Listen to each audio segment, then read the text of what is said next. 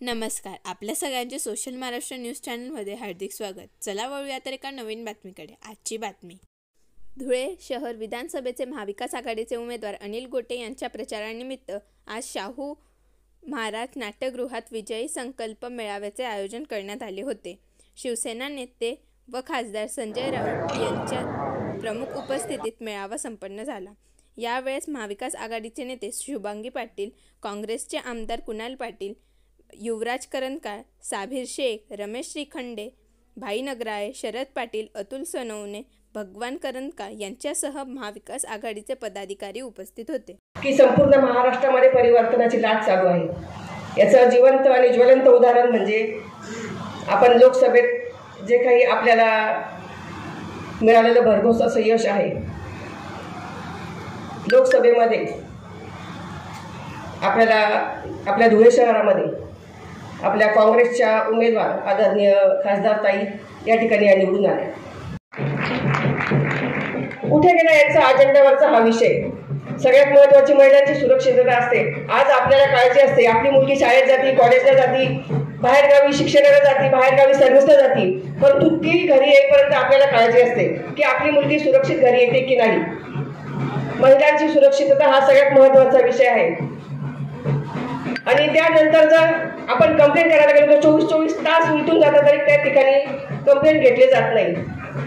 असे हे युतीचे जे काही अजेंड्यावरचे विषय आहे, जे महत्त्वाचे विषय आहे ते बाजूला आहे आणि जो 1500 रुपयाचा लाडक्या बहिणींना तोच विषय या ठिकाणी. वंदनीय बाळासाहेब ठाकरे यांच्या अनेक सभा या शहरामध्ये होत असताना प्रत्येक वेळेला शिवसेना पक्षाच्या उमेदवाराला विजयाने हुलकावणी दिली.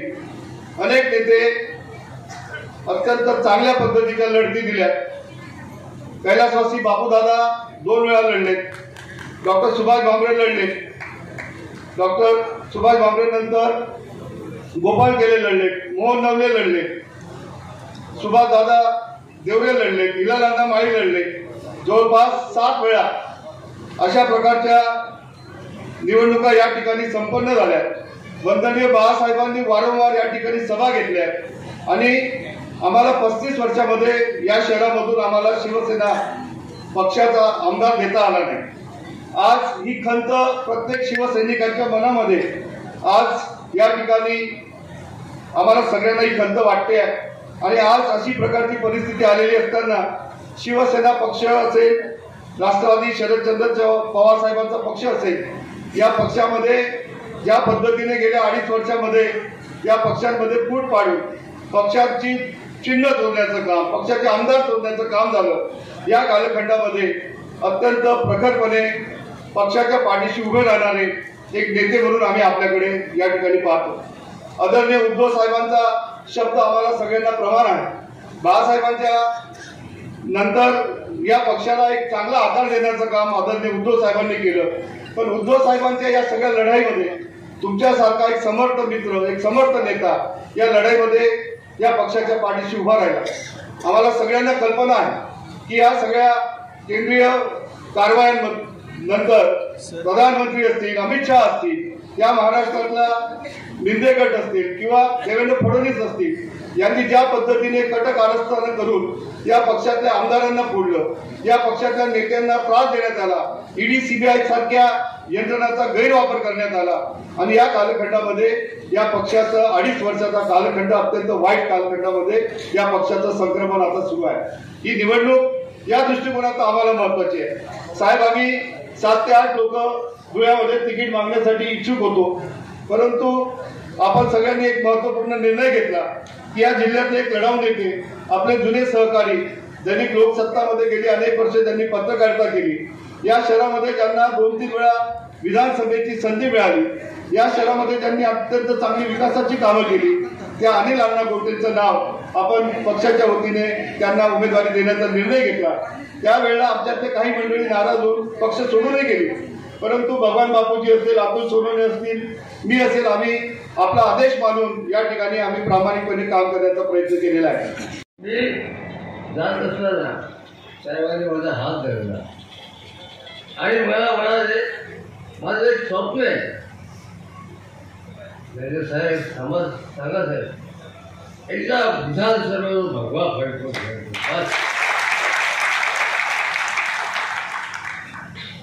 पहिले साहेब, महानगरपालिकेवर पहिला भगवा वीज पडला. मी तुरुंगामध्ये होतो.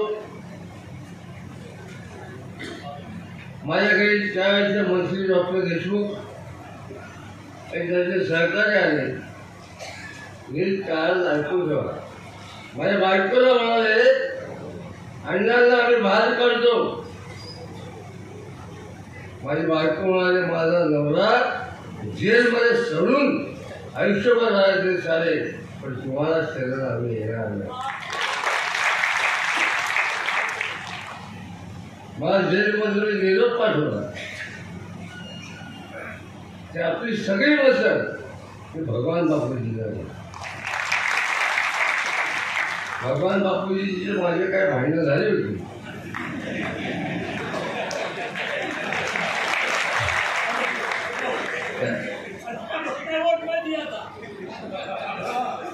पण सोडं या बिजली पण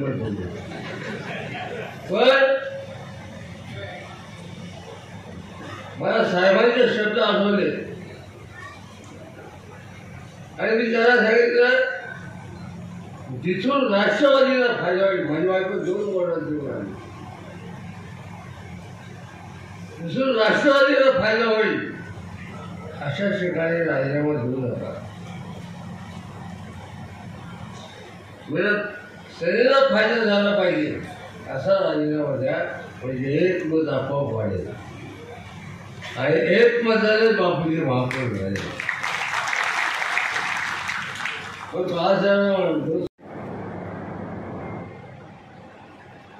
हा माझ्या भावनेला विचारलेला प्रश्न आहे. स्वर्गीय बाळासाहेब रुग्णालयात होते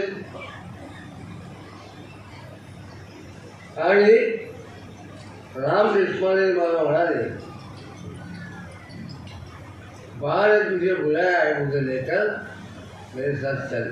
बाळ म्हणजे बाळासाहेब, त्यांची मैत्री होती. मी गेलो, गप्पा झाल्या. शेवटच्या ह्याच्यामध्ये साहेब म्हणाले,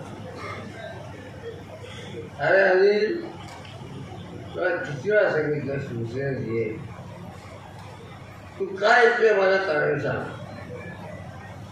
मेरे साहेब माफ करा, मी एक चांगला मित्र आहे, पण अतिशय नालायक कमी आहे. ही जागा महाविकास आघाडीतल्या अनेक लोक मागत होते, अनेकांनी मागत. पण आम्ही ठरवलं होतं की या वेळेला धुळ्यामध्ये शिवसेना ताकदीनं लढेल. आणि का कळेल आम्हाला सार्थ वाटायचं की या वेळेला धुळ्यामध्ये शिवसेना चमत्कार करेल. आणि त्यावेळेला आमच्या समोर अनिल अण्णा आपल्याकडे येतील, अनिल अण्णा लढतील, हे आमच्या डोक्यात सुद्धा. पण उमेदवारी मतदारसंघ आल्यावरती धुळ्यात आलो, अण्णांची भेट झाली. लोक म्हटले अण्णा आजारी असतात, अण्णाला चालता येत नाही, अण्णा घराच्या बाहेर पडत नाहीत, अण्णाला मल्हार सांगितलं असतात. असे एक दिवस मला सकाळपासून सांगत, आणि एक दिवस बघितलं मी तर अण्णा चालत तुरु आले हॉटेलमध्ये. लोक कोण आले? म्हणजे अनिल अण्णा आले. आणि तिथं आजही आहेत, मला काल म्हटलं हॉस्पिटलला आहेत म्हणून. तर अण्णांविषयी गॉसिप करायला पण लोकांना आवडते, चर्चा करायला. कारण असं आहे की माणूस जेव्हा आपल्या हृदयामध्ये असतो, आपल्या अवतीभोवती असतो, व त्याच्याविषयी लोक चर्चाही करतात, अफवाही पसरवतात. पण या महाराष्ट्रामध्ये भ्रष्टाचाराविरुद्ध लढणारे जे मोजके लोक काय मी पाहिले, त्याच्यामध्ये सगळ्यात वरचं नाव ते अनिल अण्णा गोटे. त्यांचं आणि आमचं म्हणून जमतं. आम्ही तेच करतो, अण्णाही तेच करतात. तेही घाबरत नाही, मीही घाबरत नाही, कोणाच्या बापाला घाबरत नाही. तेही थोडे गुंड आहेत, मी थोडा गुंड आहे. तेही सभ्य आहेत, मीही सभ्य आहे. खरं म्हणजे या महाराष्ट्रामध्ये जो गुंड आहे आमच्यासारखा तोच सभ्य आहे, एक लक्षात घ्या. तेही पत्रकार आहेत, तेही पत्रकार. बाळासाहेब ठाकरेंनी आमच्या दोघांवर तेवढंच प्रेम केलेलं आहे, कारण बाळासाहेब ठाकरेंना अशी लढणारी, लोकांसाठी हिमतीनं उभे राहणारे लोक कायम आवडले. मित्रांनो, हा झाला धुळ्याचा विषय. मला खात्री आहे धुळ्यामध्ये ह्या वेळेला खरोखर चमत्कार होईल. आणि कुणाल बाबा, ग्रामीण बरोबर शहरात सुद्धा आपल्याला लक्ष घालायचं आहे. महाविकास आघाडी जर महाराष्ट्रात सत्तेवरती आपल्याला पूर्णपणे ताकदीने आणायची असेल तर ग्रामीण असेल, शहर असेल, इथे सगळ्यांनी आपल्याला हातात हात घालून काम करावं लागेल. भगवा आमचा आहे, दांडा बांबू त्यांचा, आणि वर आता भगवा आपला आहे. त्याच्यामुळे हा जो भगवा झेंडा इतक्या डौलान आणि मजबूतीनं फडकणार आहे की तुमच्याकडले काय बोगस धर्मयोद्धे काय.